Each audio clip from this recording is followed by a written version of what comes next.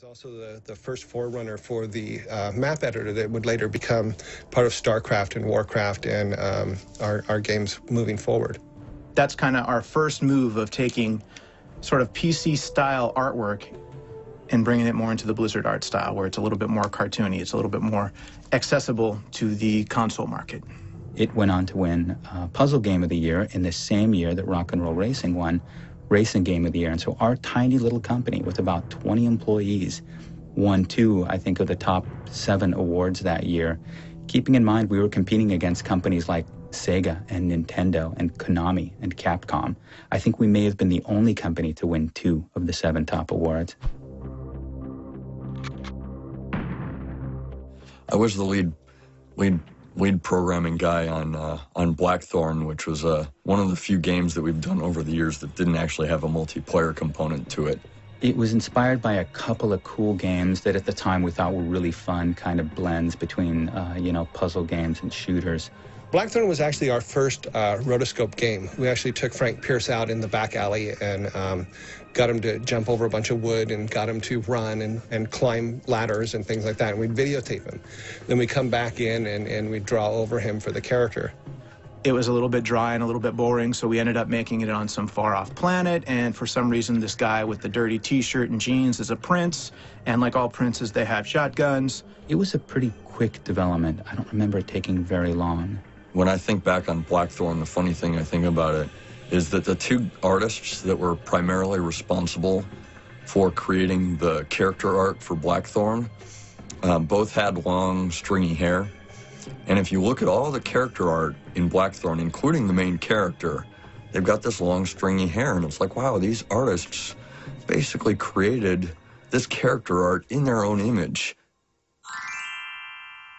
And so I think we need more diversity among our artists working on any one project so that we get diversity in that character art. I guess the other funny story to go along with that was we had to change the name in Europe from Blackthorn to Black Hawk. Blackthorn turns out to be a really popular brand of beer in Europe. So it'd be like, I guess, if we had named our product Budweiser. In the early years, the company pretty much lived on royalties that we got from the games we worked on or the ports that we worked on. But there were times when there just wasn't enough money to pay salaries and stuff like that. On paper, it always looked like we were just a couple months away from being completely in the black and having a windfall of excess cash to work with.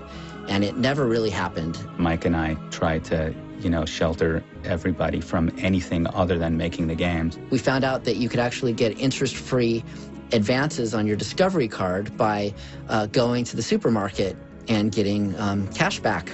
They would go and they would cash in their credit cards at the local market and then put the money in the bank account so that they could still make payroll. And although we never missed the payroll, it's really a miracle that we never missed a payroll because we were always a week away from being unable to make payroll. And some people knew about this and some people didn't. But those of us that did, we know the kind of people these men are, and we knew then that we would work for these people forever. And so it was a pretty lean couple of years early on, but amazingly still super, super fun. The company sort of grew beyond the point where our Discover cards couldn't handle it anymore. So we each went to our parents and we got them to put each $20,000 into a bank account, so $40,000. And at the time that we sold the company to Davidson and Associates, we completely maxed out the $40,000 credit line. And so, yeah, I mean, it was pretty tight for the first few years. So that was a period where we were transitioning from being a third-party developer where we would make products for other companies based on their ideas. The next step up was being sort of a joint developer where we would take our own concepts and pitch them like Lost Vikings. And then we decided we wanted to try self-publishing, and we had started with Warcraft. The idea there was that it would still be published by an established publisher who had distribution, but we would control the packaging, we would sort of control the marketing, and our name would go on the front of the box. In the middle of that process, Bob and Jan Davidson came along. We became aware of Silicon and Synapse because we had a product called KidWorks, which needed to be transformed into Windows. They took on the project. They did it on budget, on time. I heard about Silicon and Synapse when I started at Davidson & Associates, and interestingly enough, when I arrived, the first thing that I was asked to do was do contractual due diligence to acquire this little company that Davidson was looking at. Our interest in buying them came because we had achieved a larger and larger market share of the educational software market, and a larger business, much larger, was the entertainment side of PC software. One night, Bob just said to Alan, he goes, "How much do you want?" And Alan gave him an astronomical amount, and thinking that Bob would just go, "No way, that's way too much." And Bob said yes. We were a public company at the time, I believe, and so we had the wherewithal to do that. But we didn't know if they had an interest in selling, but I guess Interplay made them an offer or approached them about acquiring more of them. Interplay back in those days was the cream of the crop. They were an excellent company and had a lot of really, really good people. We always thought, well, Interplay had a bit of advantage because they were culturally aligned with the folks at Silicon and Synapse. On the other hand, we were adults. And one of the things they were looking for was adults to do the business side of the business. They basically said, nothing has to change. You guys continue doing just what you're doing now. You guys are really good at making games. We're really good at educational software. We'll handle the sales and distribution for you, but nothing has to change. Keep doing what you're doing. These guys are creative, and you can't control, creative talent. You've got to let it do what it's going to do. And I said, they're more than creative. They understand they're consumers. They are their consumers. Finally, on a Friday, Alan called me and said, your company's really very attractive, but, we've been doing business with Interplay for quite a while, and we think we're going to go that direction. And Jan came in my office a little while later, and I said, well, the guys down at Silicon and Synapse have decided to go to Interplay. She said, really, can I talk to Alan? I said, be my guest. And she did. So I'll let her describe that conversation. Well, I called him up and I said, you have made a big mistake.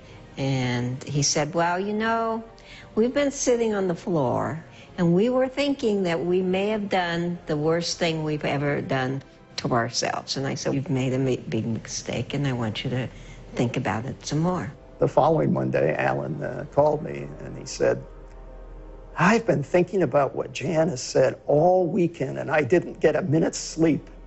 And I'm thinking, that's pretty good. And so finally said, we really want adults, we really want the business acumen that we see with the folks at Davidson. He said, we're going to change our mind, we'll go with you. They said that we would be able to completely retain our creative control over the games we were making, and that has managed to allow us to protect our autonomy all of these years. And I think we've got a setup that is totally unique in terms of divisions of larger organizations having this type of autonomy. It wasn't hard for us to allow Blizzard to do its thing, but there was always a little caveat. As long as it was working, if it's not working, we may have to do something, but it always worked. There wasn't a time when it didn't work.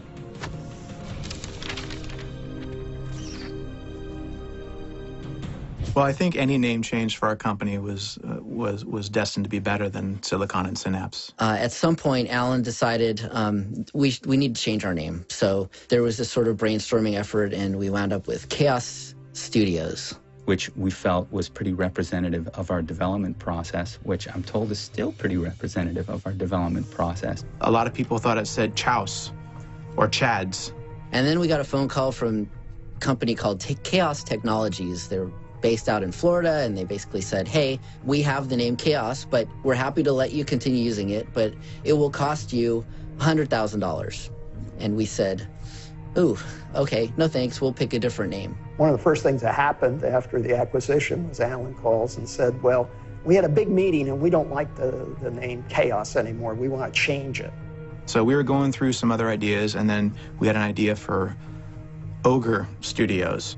Well, at the time, we were already part of Davidson & Associates, and when Alan presented the new name Ogre Studios to Jan Davidson, she hated it. I said, oh, that's interesting. Can I get back to you on that? So I had a little chat with Jan, and she had kind of an initial, thump.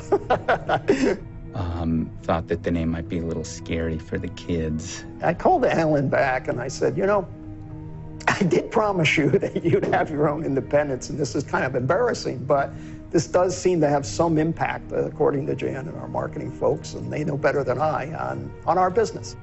So we ended up changing that name as well to something a little bit more friendly.